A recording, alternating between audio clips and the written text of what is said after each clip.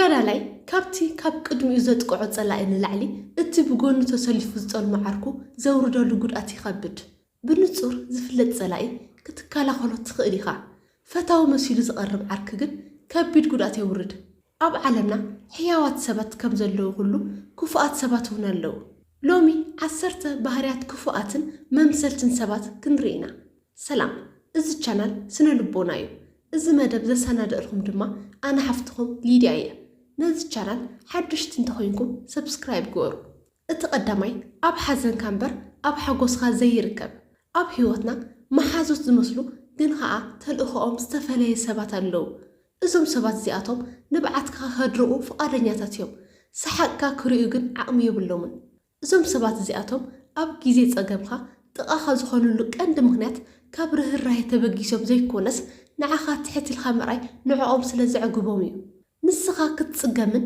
ክትሓትትን ከለኻ ንሳቶም ከም ኣድሕንቲ ወይ ሓለፍቲ ኮይኖም ይስምዖም እቲ ድኻምካ ንዓቶም ናይ ስነ ልቦና ልዕልና ይህቦም ሓጎስን ዓወትን ምስ ረኸብካ እቶም ሰባት ካባኻ ክርሕቁ ይጅምሩ ስለምንታይ ንስኻ ዝረኸብካዮ ዓወት ንዓቶም ስንፍንኦም ስለ ዘዘኻኽሮም እዩ ዓወትካ ከም ምስትያት ኮይኑ ነቲ ክበፅሖም ዝነበሮም ግን ዘይበፅሕዎ ግብሪ የርእዮም ስለዚ ብዓወትካ ክሕጎሱ ኣብ ክንዲ ዝግባእ ብናቶም ጉለት ይሓርቁሞ ሕርቃኖም ብቕን ይገልጽዎ ሕግታት እዞም ሰባት እዚኣቶም ኣዝዩ ዝተሓላለኸ እዩ ክትበልዕን ክትሰትን ይደልዩኻ እዮም ካብኣቶም ዝበለፀ መኣዲ ክህልወካ ግን ኣይደልዩ ክትመሃር ይደልዩኻ እዮም ካብኣቶም ላዕሊ ክትፈልጥ ግን ኣይደልዩን እዮም እዚ ስውር ቅን ይበሃል ሓደ ሰብ ሓዘንካ ተኻፊሉ ክበኪ ይኽእል እዩ እዚ ባህርያዊ ርህራሄ እዩ እቲ ዝኸበደ ፈተና ግን ሓደ ሰብ ንስኻ ዝረኸብካዮ ዓወት ከም ናቱ ዓወት ገይሩ ክሕጎሰሉ ከሎ እዩ ሓቀኛ ፈታዊ ማለት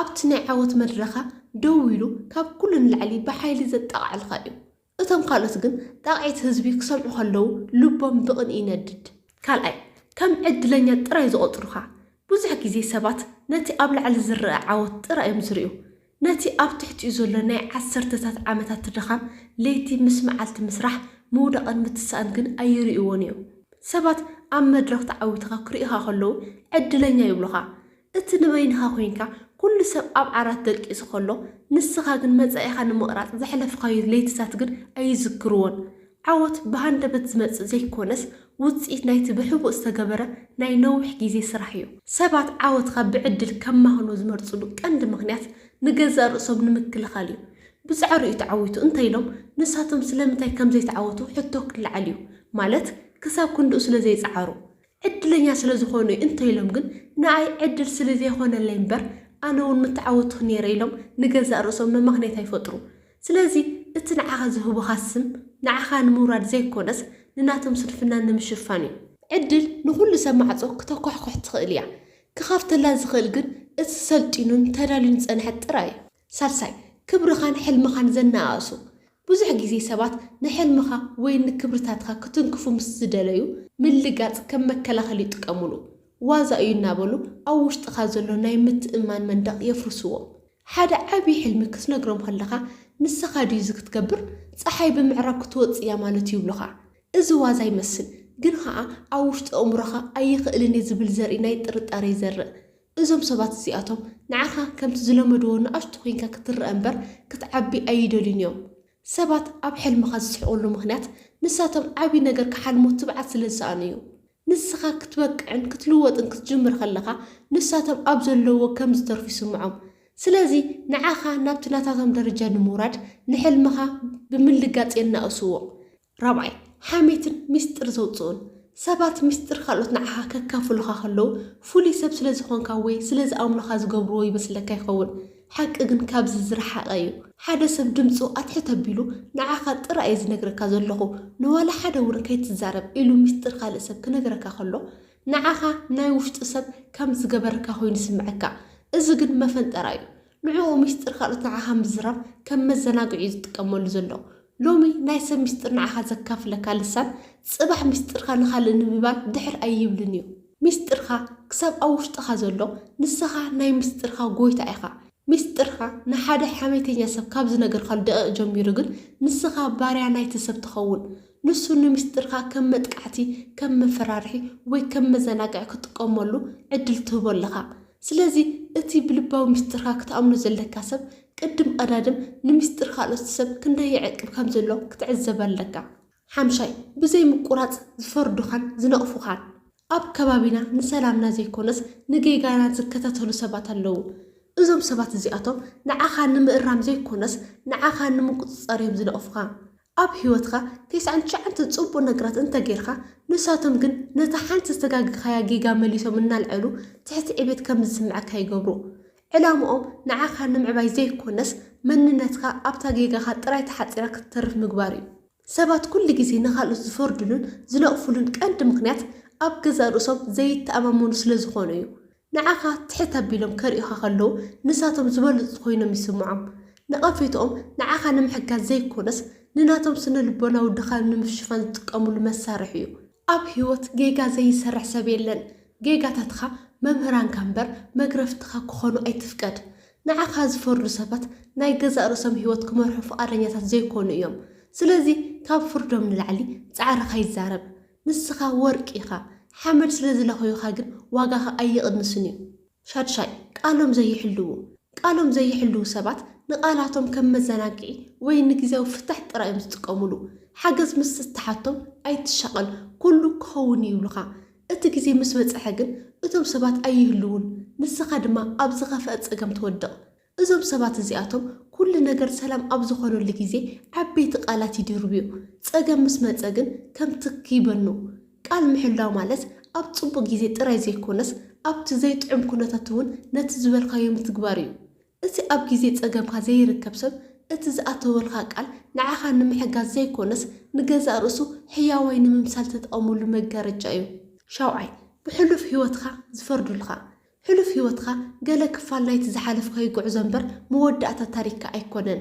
እቶም ብሕሉፍካ ዝፈርዱልካ ሰባት ግን ነቲ ዝዓፀወ መፅሓፍ እናገልፀሉ ቃንዛ ክፈጥሩልካ ይፅዕሩ። ሰብ ክልወጥ ከም ዝኽእል ዘይምእማን ንባህርያዊ ሕጊ ህይወት መኽሓድ እዩ። ሓንቲ ዘርኢ ናብ ዛፍ ትቕየር እያ። ሓደ ህፃን ናብ ዓብይ ሰብ ይዓቢ እዩ። ኣእሙሮ ሰብ እውን ካብ ጌጋተቱ ተማሂሩ ክበስል ባህርያዊ እዩ። ትማሊ ተሰባሪ ሸሓነ ነይርካ ትኸውን። ሎሚ ግን እቲ ስባር ተኣኪቡ ብወርቂ ዝተለጠበት ጽኑዕን ክቡርን ስራሕ ኢኻ። ሰባት ነቲ ስባር ጥራይ ክርእዩ ተመሪፆም እቲ ፀገም ናይ ኣረኣእዮም እምበር ናይ ዋጋኻ ኣይኮነን። ሕሉፍካ መመላእታ ታሪክካ እምበር መደምደምታ ታሪክካ ኣይኮነን። ንስኻ ናይ ሎሚ ጅግና እምበር ናይ ትማሊ እሱር ኣይኮንካን። ሻምናይ ሓላፍነት ዘይወስዱ። ኣብ ህይወትና ተቐበልቲ ጥራይ ዝኾኑ ሰባት ኣለዉ። ኩሉ ግዜ ክወሃቡ፣ ክሕገዙ፣ ክሕብሐቡ ይጽበዩ። ንሳቶም ግን ሓንቲ ስጉምቲ ንቕድሚት ክስጉሙ ወይ ሓንቲ መስዋዕት ክኸፍሉ ድልዋት ኣይኮኑን። ገለ ሰባት ንዓኻ ከም ኣገልጋሊ እዮም ዝርእዩኻ። ንሳቶም ኣብ ፀገም ክወድቁ ከለዉ ሓላፍነት ውሰድ ይብሉኻ። ንስኻ ሓገዝ ኣብ ትደልዩሉ ግዜ ግን ዝኾነ መምክንያት ፈጢሮም ይጠፍኡ። እቲ ርክብ ንዓቶም ረብሓ ጥራይ እዩ። ንዓኻ ግን ናይ ጉልበትን ስምዒትን ኪሳራ እዩ። ሓላፍነት ዘይወስዱ ሰባት ዝኾነ ፀገም ምስ ተፈጠረ ቶሎ ኢሎም ኣጻብዕቶም ናባኻ ይዝርግሑ። ናይ ገዛእ ርእሶም ጉልደት ክርእዩ ዓቕሚ የብለውን። ንስኻ ስለ ዘይገበርካዮ እዩ ወይ ንስኻ ስለ ዘይነገርካን እዩ እናበሉ ጌጋታቶም ናባኻ ይሰጋግርዎ። እዚ ዓይነት ስነ ልቦናዊ ፀወታ ንዓኻ ኩሉ ግዜ በደለኛ ከም ዝኾንካ ንኽስምዐካ ይገብር። ታሽዓይ ተበለፅቲ ሰባት። ጥቕመኛ ሰብ ኣብ ህይወትካ ከም ጽላሎት እዩ። ፀሓይ ዓወት ወይ ሃብቲ ኣብ ዘለወሉ ግዜ ኣብ ጥቓኻ ኣሎ። ፀልማት ወይ ፀገም ምስ መፀ ግን ብኡ ንብኡ ይጠፍእ። ጥቕመኛታት ሰባት ንዓኻ ከም ሰብ ከም ስምዒት ዘለዎ ፍጥረት ወይ ከም ክብርታት ዘለዎ ዓርኪ ኣይኮንን ዝርእዩኻ። ብኣንጻሩ ንዓኻ ከም ሓደ መሳርሒ ወይ ከም ሓደ ድልድል እዮም ዝርእዩኻ። እቲ ዝዓበየ መለለይ ጥቕመኛታት ሰባት ናይ ምጥፋእ ክእለቶም እዩ። ንስኻ ጥቕሚ ክትህብ ዘይትኽእለሉ ኩነታት ምስ ተፈጠረ ምናልባት ስራሕ ምስ ሰኣንካ፣ ምስ ሓመምካ ወይ ኣብ ፀገም ምስ ወደቕካ ብኡ ንብኡ ምክንያት ይፈጥሩ። ስልኮም ኣየልዕሉን፣ መልእኽቲ ኣይምልሱን፣ ግዜ የብለይን ዝብል መምክንያታ ድማ ይብዝሑ። እዚ ማለት ንሳቶም ዝፈትውካ ዝነበሩ ንዓኻ ዘይኮነስ ነቲ ካባኻ ዝረኽቦ ዝነበረ ጥቕሚ እዩ ነይሩ ማለት እዩ። ዓስራይ ብከንቱ ዝንእደካ። ሓደ ሰብ ካብ መጠን ላዕሊ ብዘይ ጭቡጥ ምክንያት ከምኡውን ኩሉ ግዜ ዝንእደካ እንተኾይኑ ንሱ ፈታዊኻ ዘይኮነስ ኣዳላዊ መፈንጠራ እዩ። ብከንቱ ዝንእዱኻ ሰባት ንናይ መመዛዘን ዓቕምኻ ከደንዝዝዎ ይፅዕሩ። ሓደ ሰብ ንስኻ ከም መወዳደርቲ ይብልኻን ኩሉ ትገብሮ ቁኑዕ እዩ እናበለ ክነግረካ ከሎ ንስኻ ብዛዕባ ገዛእ ርእስኻ ዘለካ ንቕሓት ክጠፍእ ይጅምር። ጌጋኻ ክትርኢ ኣይትኽእልን ኢኻ።